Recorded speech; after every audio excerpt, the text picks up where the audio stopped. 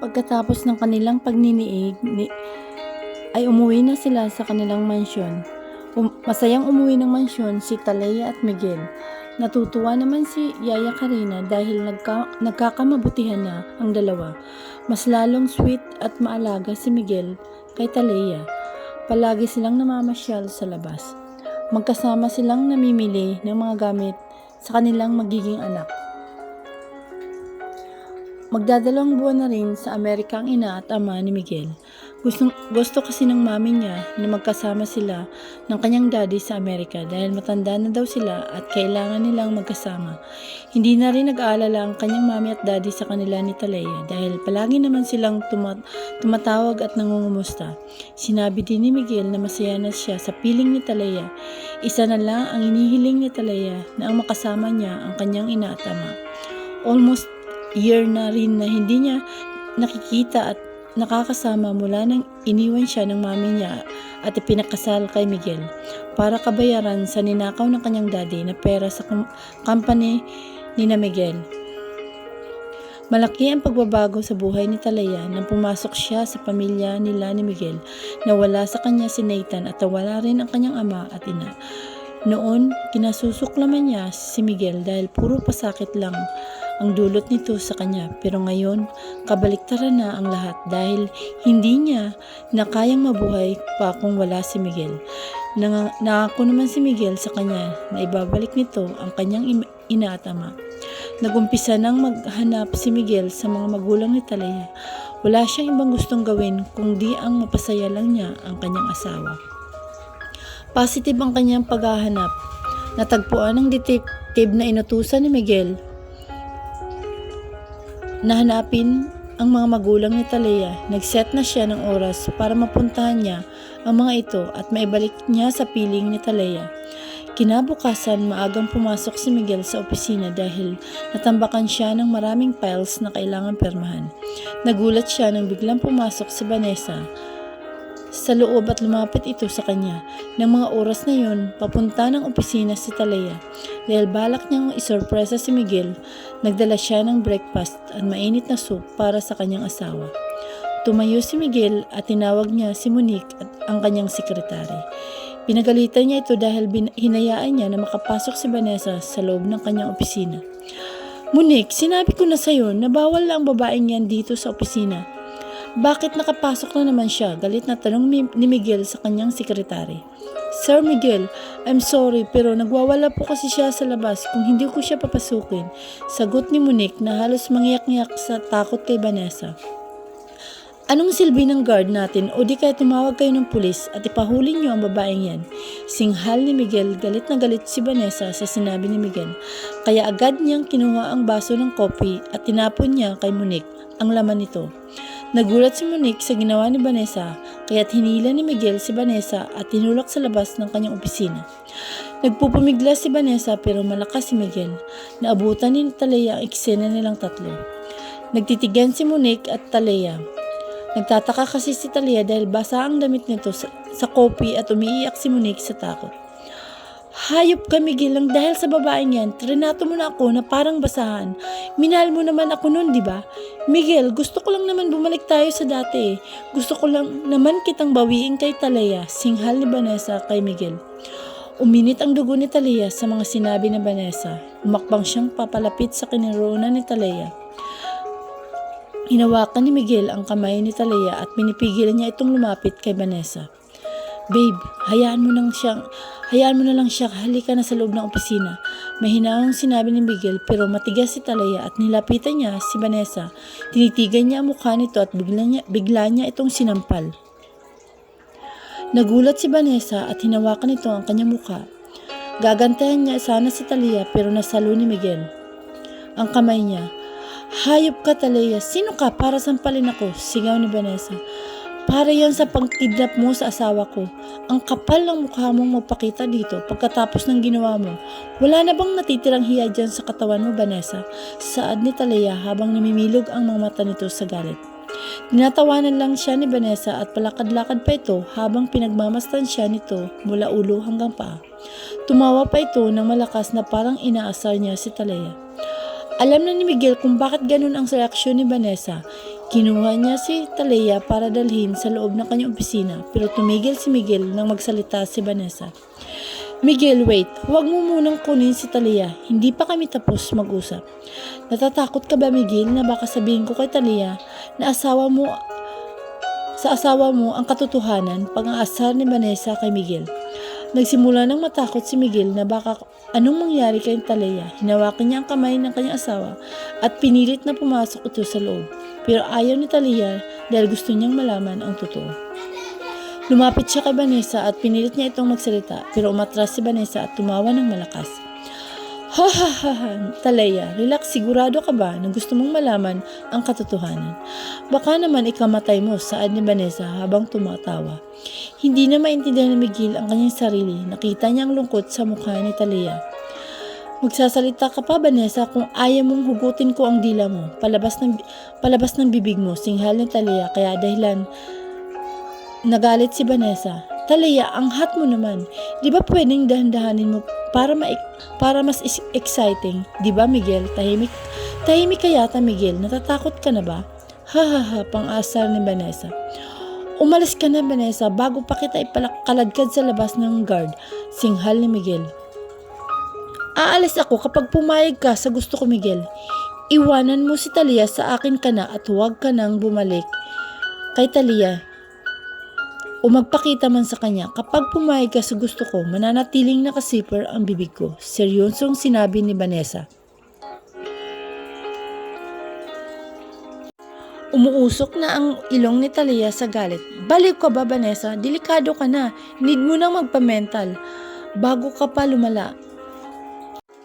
Kahit ano pa ang gawin mo, hindi mo na makukuha ang asawa ko. Ilalaban ko siya sa katulad mong bukod na sa walang hiya, makapal pa ang mukha, sigaw ni Talia habang dinuduro nito si Vanessa. Talia, okay ka lang ba? Baka kailangan mo nang gumising. Medyo mahaba-haba na rin ang panaginip mo. Baka nasobrahan ka na. Huwag mong tawaging asawa si Miguel dahil kahit kailan hindi mo siya naging asawa, sigaw ni Vanessa at nakangiti pa itong inaasar si Talia. Naguguluhan si Talia at palipat-lipat siya ng tingin kay Miguel at Vanessa. Lumapit siya kay Miguel at tinitigan niya ito pero tumulo ang luha ni Miguel. Hinawakan niya ang mukha ni Miguel para magsabi ito ng totoo. Tumawa si Vanessa at nagpatuloy pa rin ito sa pagsasalita. Miguel, sasabihin ko na ba kung ipapayag ka sa gusto ko? Wala akong sasabihin sa tanga mong fake wife. Tama na, Vanessa, singhal ni Miguel pero tumawa lang si Vanessa at lumapit ito kay Talia. Talia, gising ka na ba o tulog ka pa? Uulitin ko ha, fake ang kasal niyo ni Miguel. Hindi totoong pare ang nagkasal sa inyo. Kaya tigilan mo na ang kakasabi na asawa mo si Miguel. Samantalang walang putol sa pagpatak ang luha ni Talia. Hindi niya maihakbang ang mga paa niya. Nangihina ang kanyang tuhod. Lumapit si Miguel sa kanya at hinawakan siya nito pero mabilis niya itong tinulak at umatras siya dahil ayaw niyang magpahawa kay Miguel. Talia, magpapaliwanag ako. Please, pakinggan mo muna ako. Saad ni Miguel. Habang nanginginig ang boses, nag-aalala siya kay Talia lalo na at buntis ito. Hinawakan ni Talia ang kanyang tiyan at tinitingnan niya sa mga mata si Miguel. Lumapit si Miguel kay Talia, tumulo ang kanyang luha habang hinahawakan ni Miguel ang mukha ni Talia. Talia, I'm sorry pero ayaw kong masaktan kita ng paulit-ulit. Talia, mahal kita. Alam mong mahal kita, di ba? Mahal na mahal kita pero ayaw kong maranasan mo ang ganitong paghihirap. Ayaw kong mapahamak ang anak natin. Saad ni Miguel habang umiiyak. Miguel, sagutin mo ang tanong ko. Totoo ba na fake ang kasal natin? Sagutin mo ako, Miguel. Tanong ni Talia kay Miguel. Tumango si Miguel sabay na pagbagsak ng kanyang luha. Nag-aalala siya kay Talia. Talia, I'm sorry. Hindi pa kita minahal noon kaya ako nagawa ang bagay na yun. Pero Talia, mahal na mahal kita sa halos isang taon nating na magkasama. Mahal na kita. Patawarin mo ako, Talia. I'm sorry dahil sunod-sunuran ako sa gusto ni Vanessa noon. Huli na nang malaman kong mahal na pala kita. At kahit konti, wala akong natitirang pagmamahal na kay Vanessa. Araw-araw nahirapan ako kasi alam kong darating ang araw na to, Talia. Maniwala ka sa akin. Pinagsisisihan ko ang ginawa ko sa'yo pero maniwala ka sa akin. Gusto kong ibalik ang kinuha ko sa'yo. Miguel, totoo nga na fake ang kasal natin. Ang ibig mong sabihin, hindi kita asawa, na hindi totoo ang kasal natin, Miguel. Paano mo ako nagawang tingnan araw-araw? Paano mo nasabi na mahal mo ako kung hindi naman pala kita totoong asawa? Ang sakit, Miguel, ang sakit-sakit. Humagulhol ng iyak si Talia habang hawak-hawak niya ang kanyang tiyan. Lumapit si Miguel kay Talia para yakapin niya ito, pero nagpupumigla si Talia at sinuntok-suntok niya si Miguel sa dibdib. Pero hindi sumuko si Miguel hanggang sa nayakap niya si Talia. Talia, patawarin mo ako dahil hindi ako naging mabuting asawa sa iyo. Talia, mahal na mahal kita. Maniwala ka sa akin, saad ni Miguel habang umiyak samantalang hindi nakatiis si Vanessa. Lumapit siya sa dalawa. Miguel, ngayong alam na ni Talia ang totoo, malaya na tayo. Pwede na natin ibalik ang pagmamahala nating dalawa. Kung mailabas niya ang baby ko, kunin natin sa kanya. Dahil yan lang naman ang gusto mo sa kanya, di ba? Plano nating dalawa na kapag manganak siya, palayasin na natin si Talia sa mansyon. Miguel, ito na yun. Hihintayin na lang natin na mailabas niya ang anak mo. Miguel, pangako, isang mabuting ina ko sa anak mo. Basta ayaw ko na may komunikasyon pa si Talia sa bata. Nagulat si Talia sa kanyang narinig, parang binagsakan siya ng langit at lupa. Nangihina ang kanyang tuhod at tinulak niya si Miguel. Vanessa, anong pinagsasabi mo? Nasa tamang pag-iisip ka ba? Ayaw mo ba talang tumigil, ha? Alam mong buntis si Talia tapos yan na lang sasabihin mo. Lumayas ka na at wag na magpapakita sa akin kahit kailan, galit na singhal ni Miguel. Miguel, bakit ka ba nagagalit? Pinapaalala ko lang naman sa'yo ang mga plano nating dalawa na kaya mabait ka kay Talia dahil tatanggalan ka ng kayamanan ng mami at daddy mo kung di mo tatatruhin na maayos si Talia. Kaya ka nga nakipagmabutihan sa babae niyan, di ba? Dahil natatakot ka mawala ang lahat sa'yo. Wag na wag mong sabihin sa akin na nagsisinungaling ako dahil alam mong nagsasabi ako ng totoo. Galit na singhal ni Vanessa. Vanessa, tama na, umalis ka na. Aayusin namin to ni Talia. Ayaw ko na sa'yo, Vanessa, kaya wag kang umasa na pagkatapos ng ginawa mo ngayon ay babalikan pa kita. Wala na akong pagmamahal sa'yo kahit konti. Galit ang nararamdaman ko sa'yo, sigaw ni Miguel kay Vanessa. Namilog ang mata ni Vanessa sa galit at lumapit siya kay Talia. Talia, masakit ba ang katotohanan na pinaglalaroan ka lang? Tanga lang? Hahaha, pang-aasar ni Vanessa kay Talia. Sa galit na Talia, mabilis niyang hinawakan ang buhok ni Vanessa at tinulak niya ito sa dingding. Sinakal niya ito at sinampal niya ng paulit-ulit ang mukha ni Vanessa. Hindi makagalaw si Vanessa dahil sa higpit ng pagpakakahawak ni Talia sa kanyang buhok. Sumigaw si Vanessa sa sakit pero malakas si Talia. Lumapit si Miguel para awatin siya pero tinulak niya si Miguel at sinampal niya rin ang mukha nito. Parang leyo na si Talia na gustong sakmalin si Vanessa. Nang makita niya na humagulo ng iyak si Miguel ay mibilis niyang binitawan si Vanessa. Dumugo ang labi at ng ilong ni Vanessa at ang gulo ng buhok nito. Lumapit si Miguel kay Talia pero dahan-dahang umatras si Talia. Nakita ni Miguel kung paano ito nasaktan. Naawa si Miguel kay Talia. Gustuin man niya itong yakapin pero ayaw nang magpahawak ni Talia sa kanya. Lumayo ka sa akin, Miguel. Lumayo ka sa akin, mga walang puso kayo, pareho kayong dalawa. Hindi na kayo naawa sa akin. Nagtiis akong mawalay sa pamilya ko para lang mabayaran namin ang pagkakasala ng daddy ko sa inyo. Tiniis ko na malayo sa mami ko. Araw-araw ako umiiyak. Nangungulila sa magulang ko. May sakit ang mami ko. Nag-aalala ko sa kanya. Kung umiinom ba siya ng gamot sa tamang oras. Sinunod ko ang gusto ng mami ko, Miguel, dahil ang akala ko totoo kayong lahat sa mga papeles na pinipirmahan nyo. May kontrata pa kayong nalalaman pero puro kasinungalingan lang pala ang lahat. Dahil sa'yo, Miguel, nawala ang boyfriend at karir ko. Nagtiis ako sa mga masakit na salita mo laban sa ama ko. Kasi umasa ako na magiging maayos ang lahat pagdating ng araw. Hanggang sa minahal kita, Miguel, at alam mo ba kung ano ang pinakamasakit? Dahil minahal kita, minahal ko ang taong sinungaling, manloloko at higit sa lahat, traidor. Galit na singhal ni Talia habang umagulo ng iyak. Talia, I'm sorry. Lumuhod si Miguel sa harapan ni Talia. Nagulat si Vanessa sa ginawa ni Miguel. Hinawakan ni Vanessa si Miguel para tulungang makatayo pero tinulak ni Miguel si Vanessa. Miguel, tumayo ka. Bakit mo ginagawa yan? Sino ba si Talia sa akala niya? Ang kapal na mukha mo, Talia. Dapat lang na maramdaman mo yan para matauhan ka at mawala ka na sa buhay ni Miguel. Singhal ni Vanessa. Vanessa, wag na wag kang magsasalita dahil walang kwenta ang mga sinasabi mo. Pagkatapos mong laplapin si Nathan, magpapanggap kang biktima ko kayo. Magsama kayong dalawa ni Miguel dahil pareho kayong demonyo. Bagay kayong dalawa. Parehong tanga at manluloko. Wag na wag kang mangarap, Miguel, na mahawakan mo o makikita mo ang anak mo. Dahil mula sa araw na to, tinatanggalan na kita ng karapatan sa anak ko. Galit na singhal ni Talia. Talia, pag-usapan natin to, please. Huwag mong ilayo sa akin ang anak natin. Maawa ka sa akin. Kahit araw-araw mo akong parusahan at iparamdam sa akin ang sakit araw-araw, okay lang sa akin. Basta huwag mo lang akong iwanan.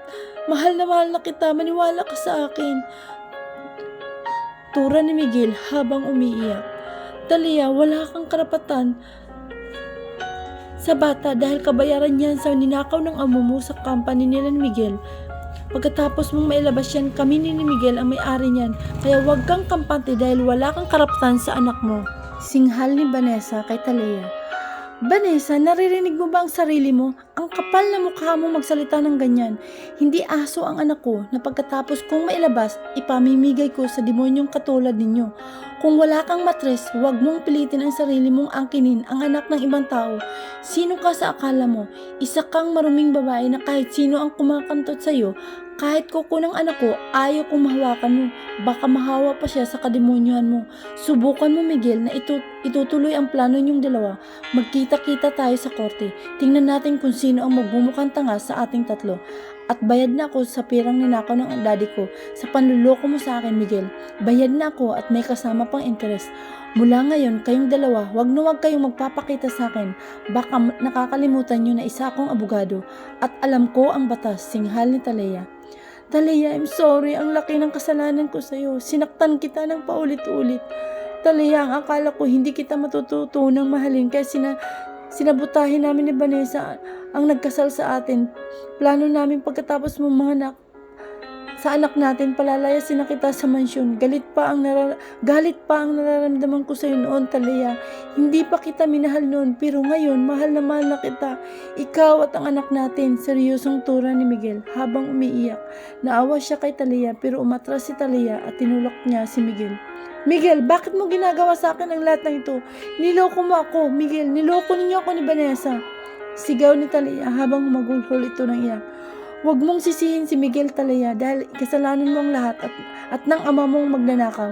Kung hindi dahil sa ama mo, masaya sana kami ni Miguel ngayon. Sinira mo ang pagmamahala namin ni Miguel. Sigaw ni Vanessa. Lumayas ka na dito, Vanessa, bago pa kita kaladkarin palabas ng building, singhal ni Miguel. Lumapit si Talia kay Vanessa at sinampal niya ito ng paulit-ulit. Gumanti sana si Vanessa pero hinawakan ni Miguel ang kanyang kamay. Demonyo kayong dalawa, mga hayop. Bagay nga kayo magsama kayo sa impyerno, sigaw ni Talia habang hawak-hawak niya ang kanyang tiyan. Talia, I'm sorry, hinawakan ni Miguel si Talia pero sinampal niya ito sa mukha para yan sa panluloko mo sa akin, Miguel. Sinampal ulit niya ito sa kabilang mukha. Para yan sa pagmamahal ko sa iyo na pinaglaruan mo. Tumakbo si Talia palabas ng building. Susundan sana siya ni Miguel pero hinawakan siya ni Vanessa sa braso. Salamat, Miguel, at ako ang pinili mo. Nakangiting sabi ni Vanessa. Bitawan mo ako, Vanessa. Lumayas ka dito. Hindi kita kailangan. Akala mo ba makikipagbalikan ako sa'yo? Mula nang nakipag-sex ka kay Nathan, hindi na kita minahal. Nandidiri na ako sa'yo. Lumayas ka dito. Lumayas ka, singhal ni Miguel kay Vanessa.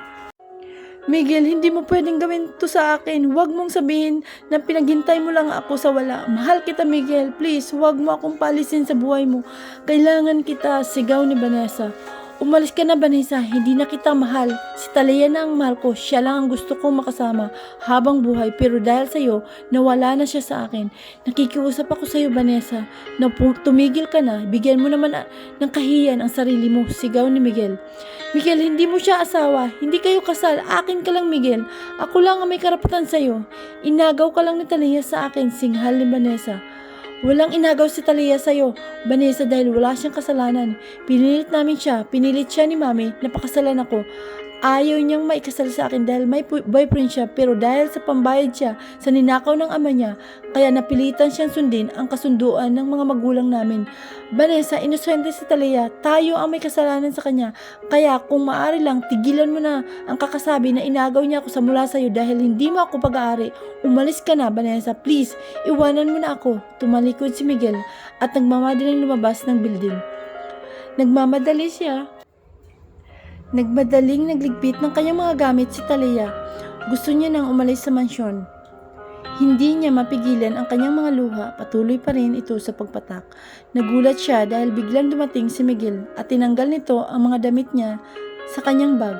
Mabilis niyang tinulak si Miguel pero niyakap siya ng mahigpit nito. Nagpupumiglas siya dahil ayaw niya nang magpapadala sa panunuyo ni Miguel. Nasasaktan siya at gusto niyang makalimot. Gusto niyang makawala sa sakit. Gusto niyang makasama ang kanyang mga magulang.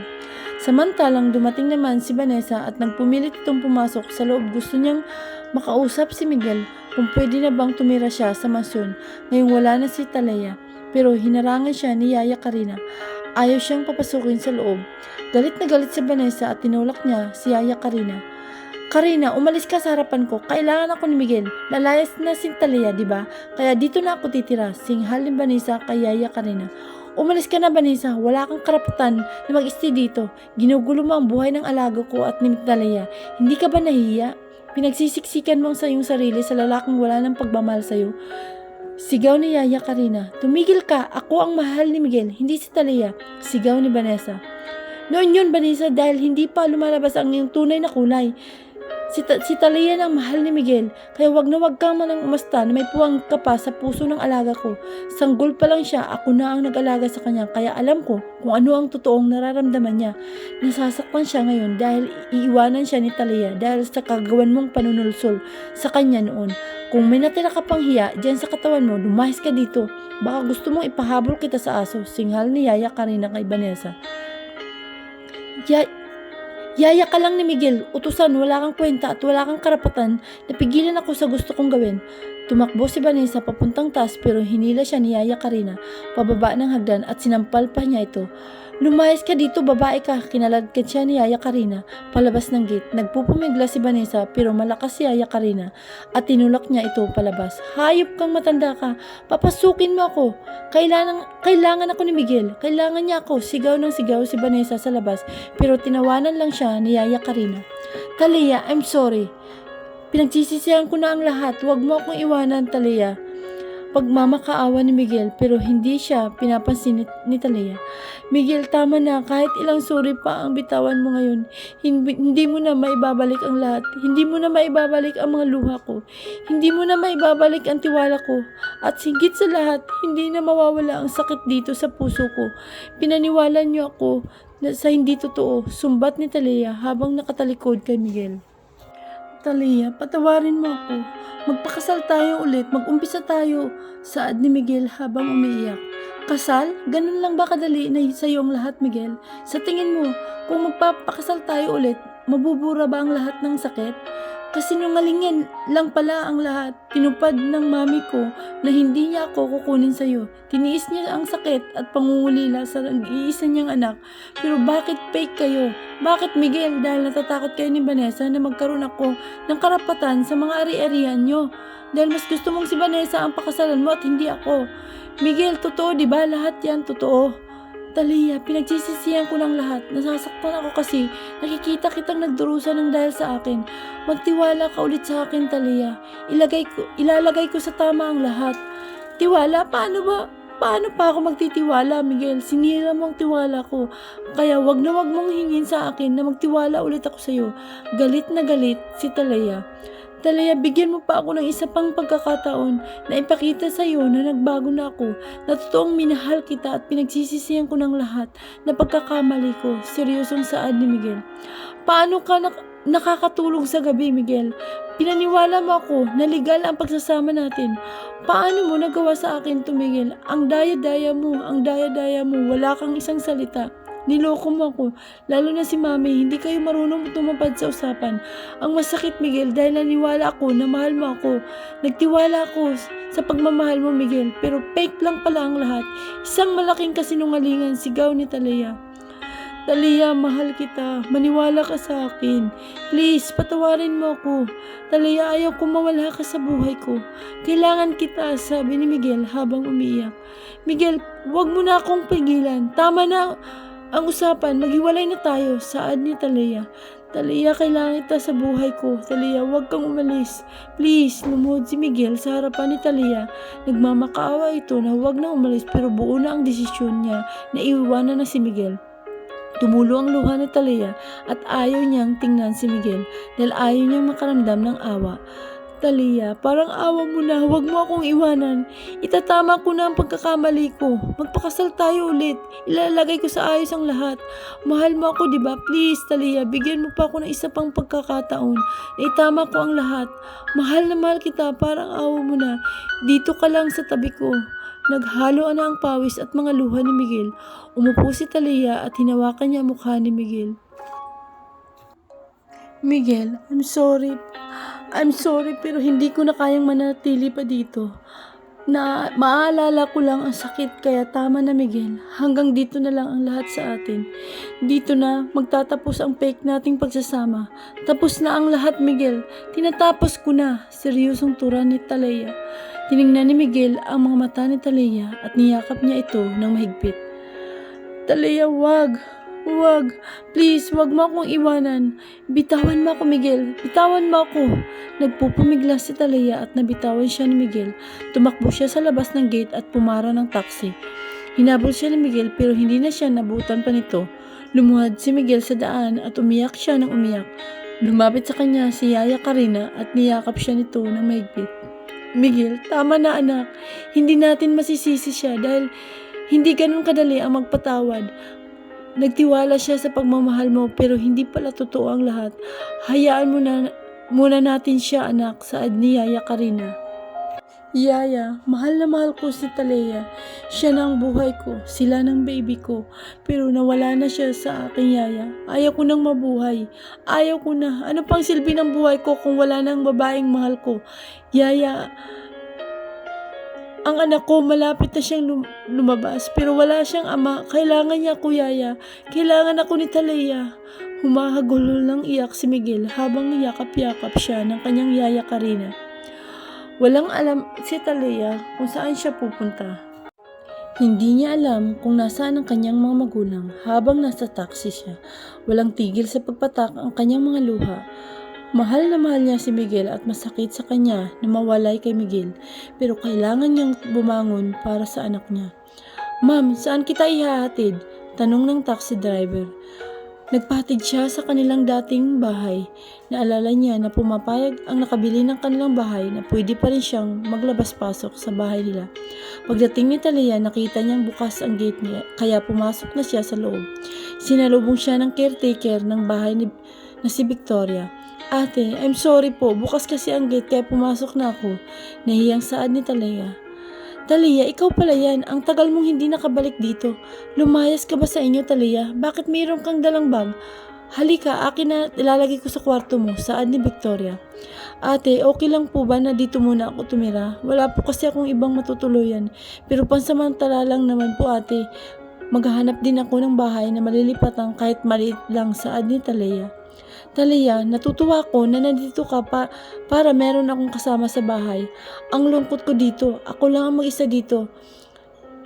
Dito ka na lang kasama ko. Huwag ka nang maghanap ng ibang malilipatan. Bahay mo to noon, di ba? Kaya dito ka na, natutuwang sabi ni Victoria. Ate, maraming salamat po. Malapit na rin ako mga anak, kaya kailangan ko na rin may kasama sa bahay. Nakangiting sabi ni Talia. Pumasok na si Talia sa kanyang kwarto at inayos niya na rin ang kanyang mga damit. Naghanda si Victoria ng dinner nilang dalawa ni Talia. Nagring ang kanyang cellphone at agad niya itong sinagot. Sir Miguel, ikaw po ba to? Okay po, nandito si Talia. Nasa taas siya nagpapahinga. At nagluluto na rin ako ng hapunan para sa aming dalawa. Tura ng Victoria. Manang, bilhin mo siya ng mga kailangan niya, mga prutas at mga masustansya pagkain. Alagaan mo siya ng manang na Huwag mo siyang hayaan na magutuman siya. Ang gatas niya dapat bago matulog, uminom siya. Nag-aalala na tura ni Miguel. Sir Miguel, ako na po ang bahala sa kanya. Aalagaan ko siyang mabuti, saad ni Victoria. Manang, wag na wag mong sasabihin sa kanya na ako ang may-ari ng bahay. Baka aalis siya dyan kapag nalaman niya. Seryosong tura ni Miguel. Naalala pa rin ni Talia ang nangyari sa kanila ni Miguel. Hindi siya makapaniwala na niloloko lang pala siya ni Miguel. Sobrang sakit para sa kanya, naniniwala sa mga kasinungalingan nito.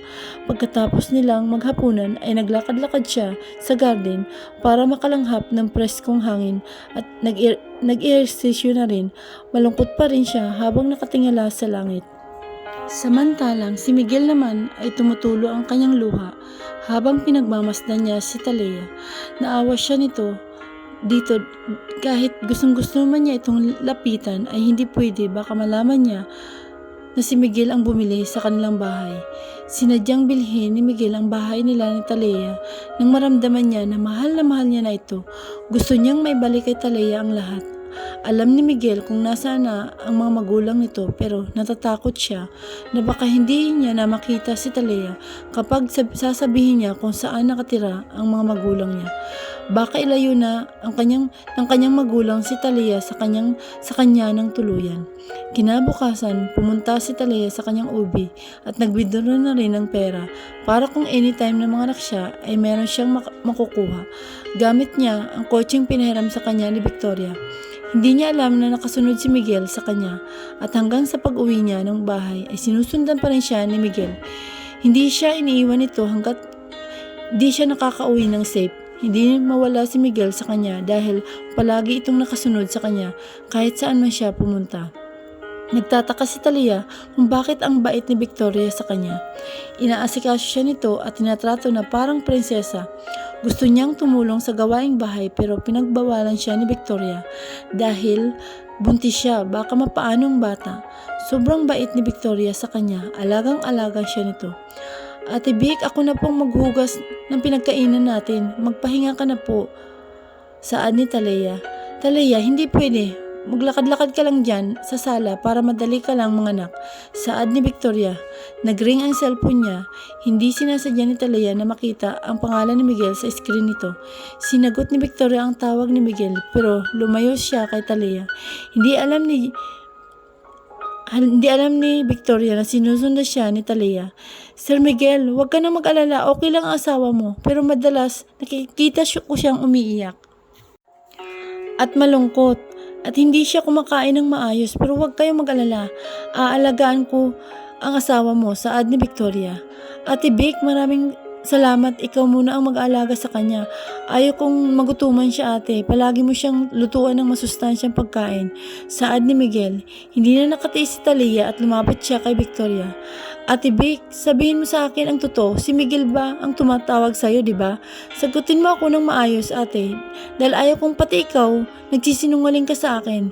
Seryosong tura ni Talia. Talia, kanina ka pa ba dyan? Narinig mo ba ang pinag-usapan namin ni Sir Miguel? Nauutal na tanong ni Victoria. Kanina pa po ate, sagutin niyo ako ang tanong ko. Paano nalaman ni Miguel na nandito ako? Tanong ni Talia. Talia, I'm sorry pero sa kanya itong bahay. Pati sa mga sasakyan sa labas, sa kanya yan. Binili niya ito sa unang nakabili. Pati ang mga kotse kasi sa'yo daw yan. Binalik niya ang mga gamit lahat. Gusto niya, same arrangement pa rin ito tulad ng dati, noong kayo pa ang may-ari.